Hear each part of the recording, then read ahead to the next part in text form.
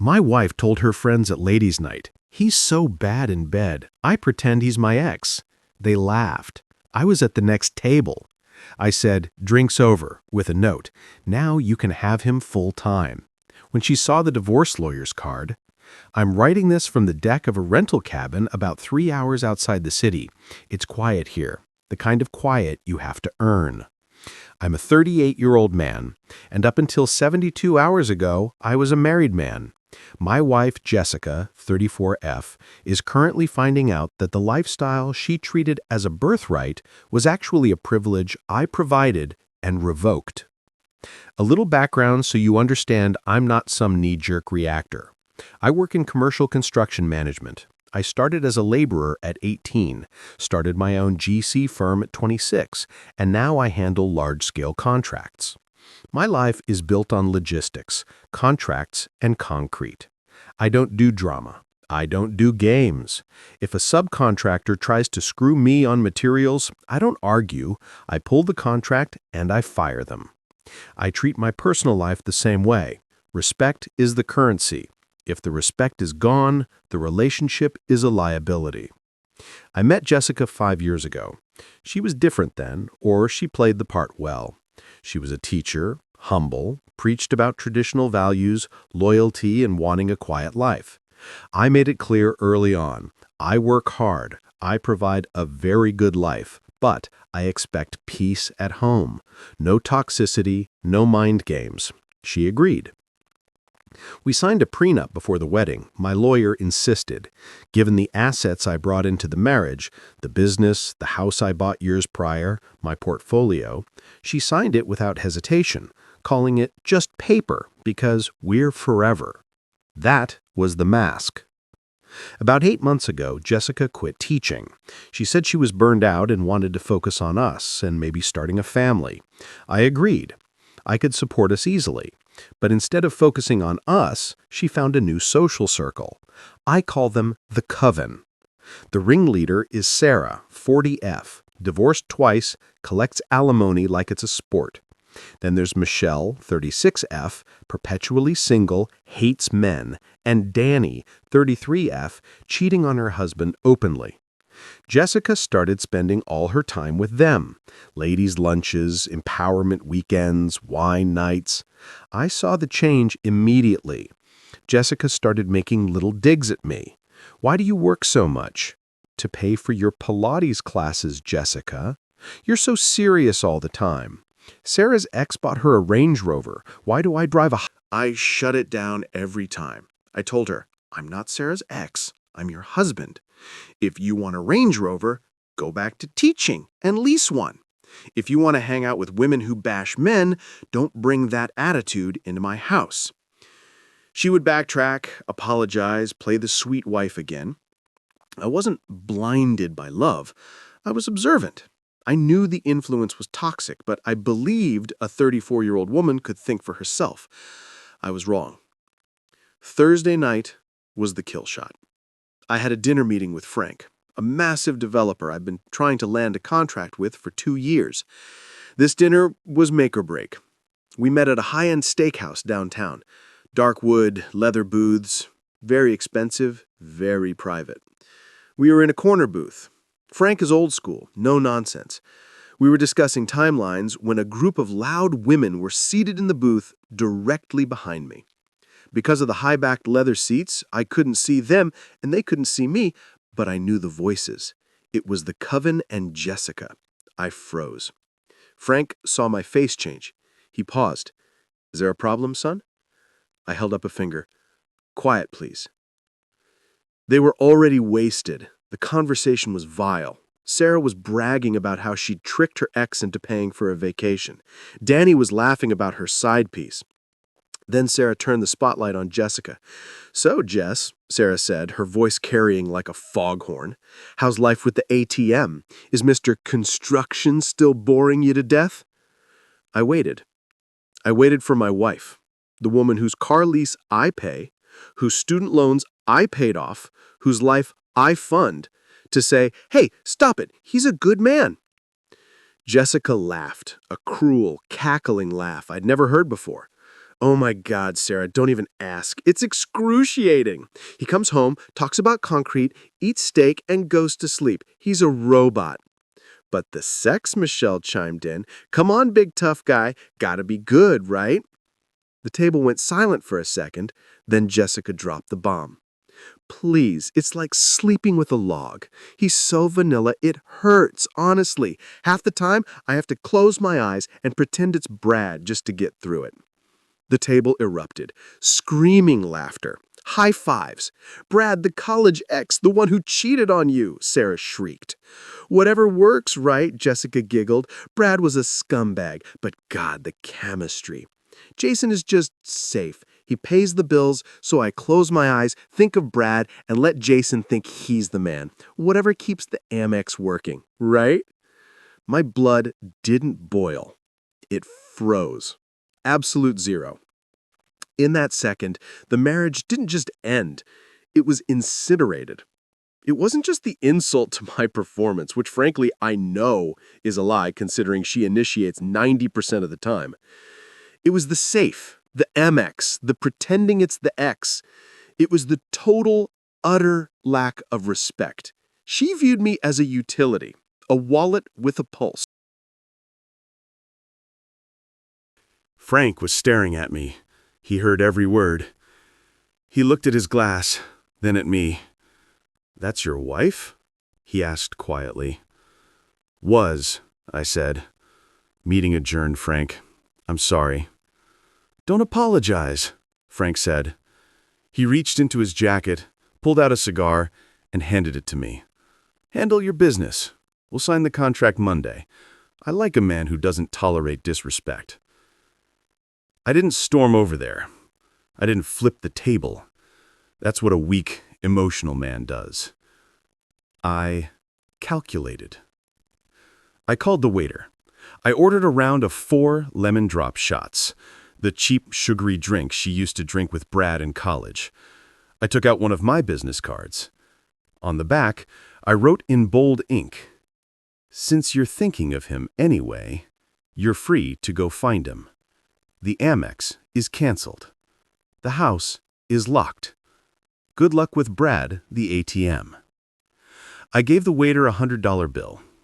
"Drop these shots and this card at the table behind me in exactly 2 minutes, not a second sooner."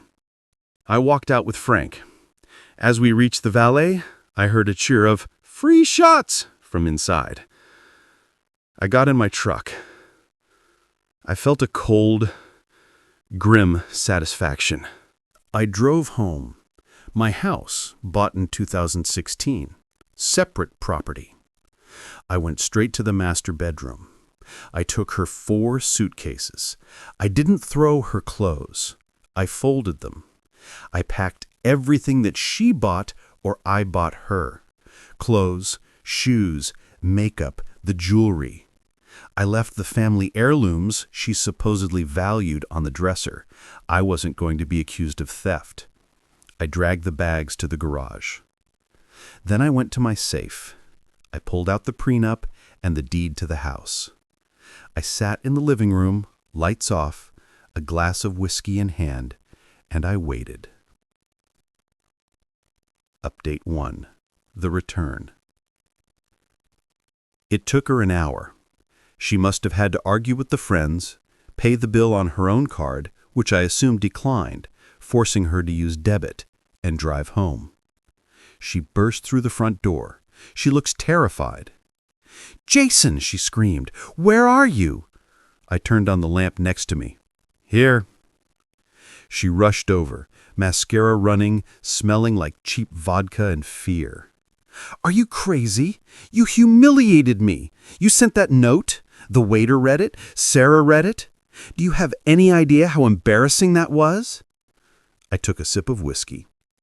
More embarrassing than telling a restaurant that you pretend your husband is your ex-boyfriend to tolerate sex with him? She froze. She tried to pivot. The classic Darvo.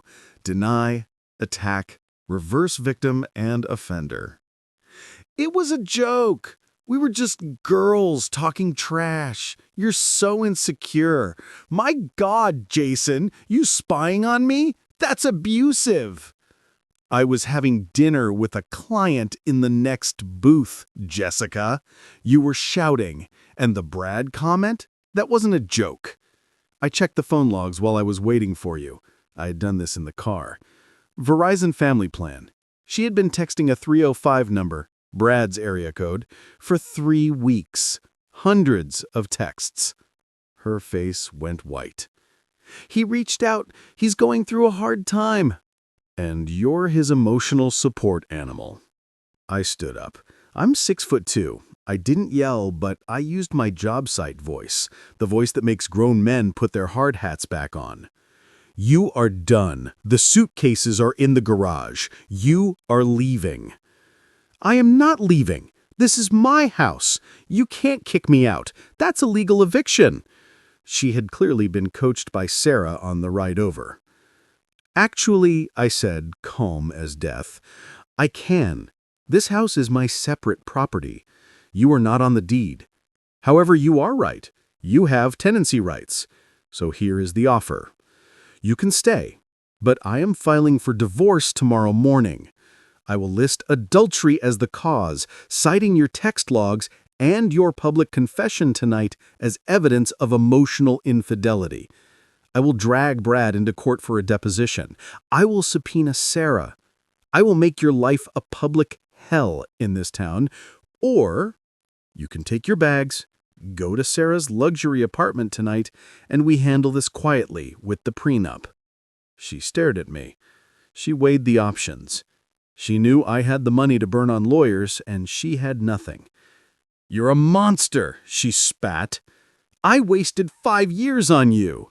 And I paid for them, I countered. Get out. I'm taking the SUV. The lease is in my name. I'll let you keep it for 30 days. If you miss a payment, I report it stolen. Go. She loaded the bags, screaming profanities the whole time. She peeled out of the driveway. I locked the door. I set the alarm. I slept like a baby. Update 2. The Flying Monkeys and the X-Reality. The next 48 hours were a masterclass in female manipulation tactics. First came the Flying Monkeys. Sarah texted me at 2 a.m. You are a pathetic little man kicking your wife out over a joke. You'll pay for this. We're getting the best lawyers. I replied, good luck. Jessica has $400 in her checking account. I hope you're funding the retainer. Also, does your husband know you're encouraging your friend to text her ex? Then Jessica's mom, Diane. Diane called me crying. Jason, please, she's your wife. She made a mistake. She was drunk. You can't just throw her away. Marriage is for better or worse. Diane, I said. She told the table of strangers she pretends I'm her ex-boyfriend while we're intimate. She's been texting that ex for a month. If you think that's acceptable, you take her in, but she's not coming back here. She was texting Brad? Diane's voice dropped. Even she knew Brad was a disaster. Ask her, I said, and tell her to ask Brad for money since she loves him so much. Now, the best part. Brad. I did some digging. I have resources. Brad isn't the successful architect Jessica claimed he was back in the day. Brad is back in town working as a bartender at a chain restaurant, living with 2 roommates at 34. Jessica went to him. Of course she did. She thought, fine, Jason kicked me out. I'll go to my soulmate. I got a text from a buddy of mine, Dave, who happened to be at that bar Saturday night. Dude, your wife is here. She's hanging all over the bartender. Is that the ex? Yup. Watch this. Dave texted back a minute later. He looks annoyed. She's crying. He's trying to serve drinks and she's blocking the well. Management just asked her to move. Sunday morning, I got the email from Jessica. Subject: Jason, please. I messed up. I went to see Brad and he's not who I remembered. He was rude to me. He wouldn't even let me stay at his place because his roommate said no. I'm staying at a motel. Sarah won't let me stay with her because her husband is home. I have nowhere to go. I'm sorry. I realize I love you. You're my rock. Please, can we talk? I'll sign a post-nup. I'll do anything. Translation: Brad is broke and won't support me. Sarah is a fake friend who won't inconvenience herself. You have the nice house and the money. Let me back in. I forwarded the email to my lawyer. Add this to the evidence file. Admission of seeking out the affair partner. Update 3. The legal smackdown. Monday morning. I met with my lawyer. We filed. I didn't wake. We served her at her job. She works 15 hours a week as a receptionist at a yoga studio, her fun money job. She called me immediately. Irreconcilable differences? You're really doing this? Yes. You want half, she hissed. The sad wife act dropped instantly. I want half the house. I want alimony. I supported your career. You signed. I was under duress. I'll say you forced me. My lawyer has the video of the signing. Jessica, you were laughing and drinking champagne. Good luck with that. She tried to fight, but she really didn't. She hired a lawyer, probably on a credit card I don't know about. They tried to claim the prenup was invalid. They tried to claim she contributed to the value of the house by decorating. My lawyer crushed them. We produced the receipts. I paid for the remodel. I paid the mortgage. I paid the taxes. She paid for throw pillows? The mediation lasted 4 hours. In the end, her lawyer took her into the hallway. I could hear him yelling. He was telling her the truth. You have no case. Take the settlement or get nothing. The settlement? I offered to pay her car lease for 3 more months and give her $5,000 cash to move out of my life. She took it. Final update. 5 months later, the divorce is final. I am sitting here at the cabin, fishing, drinking good coffee. Jessica? She's living in a small apartment on the bad side of town. She had to return the SUV because she couldn't afford the insurance and gas, let alone the lease once I stopped paying. She drives a beater now. The coven fell apart. Sarah dropped Jessica the moment she wasn't useful or fun anymore. Apparently, a broke, crying friend isn't the vibe for ladies' night. And Brad? Brad blocked her number. He posted a photo with his new girlfriend, a 22-year-old waitress. Jessica liked the photo. That level of desperation is actually sad. I ran into Michelle, the single one from the group, at the hardware store last week. She tried to stop me. "Jason, wow, you look great." "I am," I said. "Listen, Jessica is really struggling. She misses you. She knows she messed up. Maybe you could meet her for coffee, just for closure." I laughed. "Michelle, tell her this. I don't need closure. I have the receipt. She told the world I was a placeholder for her ex. Now she's free. She got exactly what she asked for." "You're such a jerk," Michelle huffed. "No wonder she looked elsewhere." "And yet," I smiled, "I'm the one with the house, the boat, and the peace of mind. Have a nice day." I walked away. To the men reading this, do not ignore the red flags. Do not tolerate the joke disrespect. Do not think she'll change. If she surrounds herself with trash, she will smell like garbage eventually. And never ever be afraid to walk away. Being alone is infinitely better than being with a woman who secretly despises you. I'm gonna go grill a steak now. A steak I paid for. In a cabin I rented. Enjoying a life I built. And I don't have to pretend I'm anyone else to enjoy it. Cheers!